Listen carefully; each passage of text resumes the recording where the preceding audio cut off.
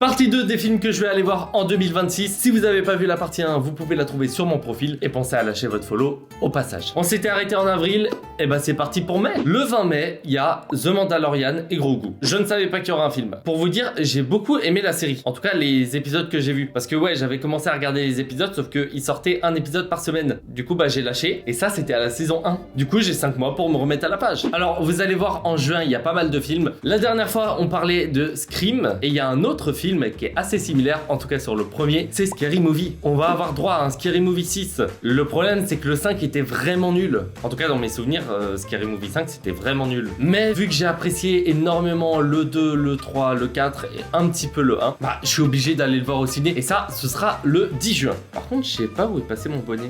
J'avais un bonnet Scary Movie quand j'étais petit.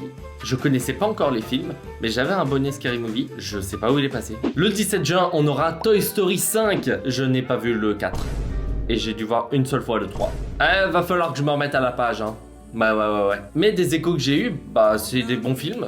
Donc j'attends le 5. Je vous ai dit qu'il y avait beaucoup de films en juin. Eh bien on a Supergirl le 24 juin. Autant j'ai jamais été trop hype pour des films d'ici, mais j'ai vu le dernier Superman et moi j'ai bien aimé. Du coup bah j'avoue je suis un peu hype pour Supergirl. En même temps quand tu vois les films d'ici, tu peux que apprécier le dernier Superman. Ouais il serait temps que d'ici il se bouge un peu hein.